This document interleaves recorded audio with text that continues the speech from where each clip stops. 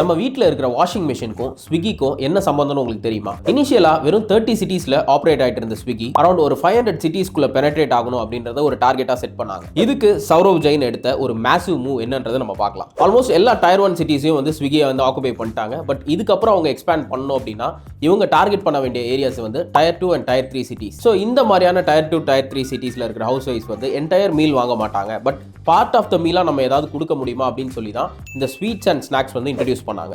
But இது வந்து அவங்களுக்கான கம்ப்ளீட் சொல்யூஷனா இல்ல. இவங்க எடுத்த ஒரு ஸ்ட்ராட்டஜி தான் எந்தெந்த சிட்டிஸ்ல அதிக வாஷிங் மிஷின் வாங்கியிருக்காங்க அப்படின்றத அவங்க அனலைஸ் பண்ணாங்க. ஏன்னா ஜென்ரலா வாஷிங் மிஷின் வாங்குறதே வந்து அவங்களோட வேலையை வந்து கொஞ்சம் குறைச்சிக்கணும் அப்படின்றது தான். இந்த ஒரு மென்டாலிட்டி இருந்தாலே போதும், அவங்க வந்து ஃபுட்டும் ஆர்டர் பண்ணுவாங்க அப்படின்றத அனலைஸ் பண்ணி எந்தெந்த சிட்டிஸ்ல வாஷிங் மிஷினோட சேல்ஸ் அதிகமா இருந்ததோ அந்தந்த சிட்டிஸை இனிஷியலா டார்கெட் பண்ணி ஸ்விக்கி உள்ள போனாங்க. எஸ், இந்த ஸ்ட்ராட்டஜி அவங்களுக்கு 100% ஒர்க் ஆச்சு. வித்தின் 9 months அவங்க டார்கெட் பண்ண அந்த 500 சிட்டிஸை கவர் பண்ணிட்டாங்க.